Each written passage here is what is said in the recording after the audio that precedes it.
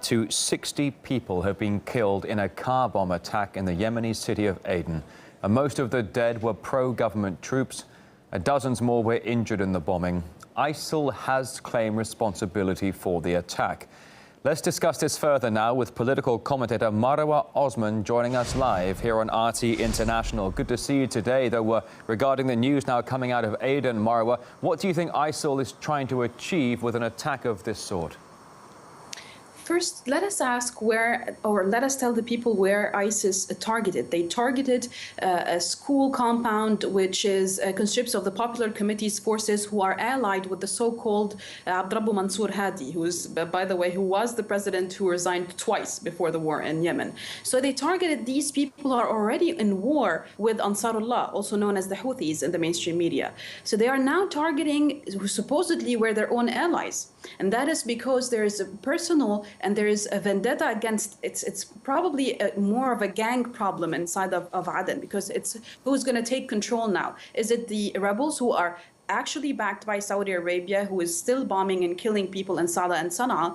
Or is it going to be ISIS, who was also backed by Saudi Arabia, who's been funneled money and arms by Saudi Arabia for the past 7 or 8 years in Yemen?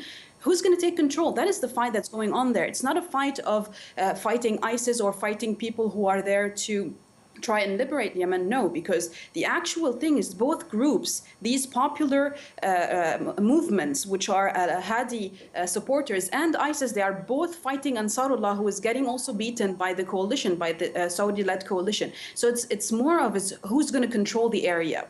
Marwa, you raise a very interesting point there, talking about ISIL. You say, and there is ample evidence to support this as well, that Saudi Arabia has been weaponizing and financing ISIL. Is it possible, with Saudi Arabia's continued bombing campaign in Yemen, is it possible that Riyadh is using ISIL as some sort of proxy army to achieve its desires in that part of the world?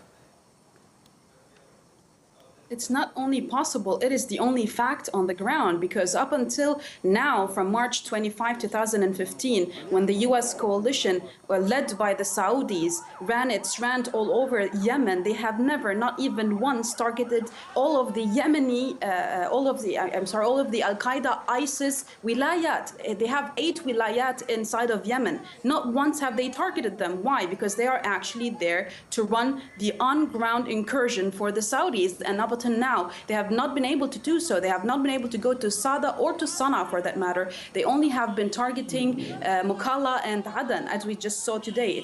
It's obviously very devastating. 60 plus casualties.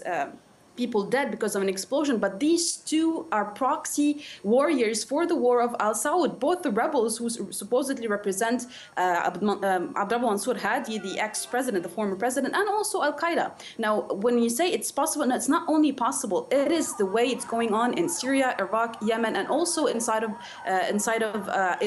Syria and Libya. So when you talk about Saudi Arabia funding ISIS, it is possible. It is the only way that it's going to gain any ground incursions on the Yemeni field. And yet, this is not happening. Why? It's a bit complicated to try and explain, because the map is Marwa, I'm so sorry, Marwa, just forgive me, please, just to jump in, because I'm running low on time here, but you're raising some very interesting issues. You talk about ISIL being financed and weaponized by Saudi Arabia, Saudi Arabia's ongoing war campaign in Yemen. Then ISIL has a car bombing in Aden today, killing 60 people. But then you just mentioned a moment ago that ISIL's presence all across the Middle East region, ISIL is de facto a proxy army of mercenaries being used to achieve regime change? That's what you're telling me. Yes, of course, and that's what we have been saying since the beginning of 2010, and not only 2011, when Al-Qaeda was changing into ISIS based on the ideology of Wahhabism, which is diffused and brought upon us by Al Saud, by the monarchy of Al Saud. Where have they got their weapons from? Where they were funded from? It was obvious. We had all the reports and also the statements from both Qatar and Saudi Arabia. But then Qatar last year started to back off, but Saudi Arabia is still enraged by the incapability of their forces to take take any control of Yemen. By God, the Yemenis, Ansarullah, have taken land inside of Saudi Arabia. It's that devastating for Al Saud now. And when we talk about Iraq, Syria as well, it's also the same thing. They are still funneling the same group that has the ideology of Al Saud, which is Wahhabism, which is also spreading a wave inside of Europe, but that's another issue there. They are still funneling it because they have no other choice. They have no choice. They are losing in Yemen. They obviously lost a lot in Syria and Iraq. There is no other place. Now the Iraqis are asking the Saudis to change their ambassador because he is the main person who is in contact with Al-Qaeda, with ISIS inside of Iraq. So when we talk about this and talk about the role of Saudi Arabia, I don't want to just demonize them. There are facts that demonizes them. There's the facts that Riyadh is still issuing a campaign, a bloody campaign against Yemen, and there are US and UK so-called consultants inside of Riyadh, a control room of the war on Yemen. And we still are asking, well, are they funneling and funding ISIS or not? How did ISIS come to be if it weren't for Al Saud?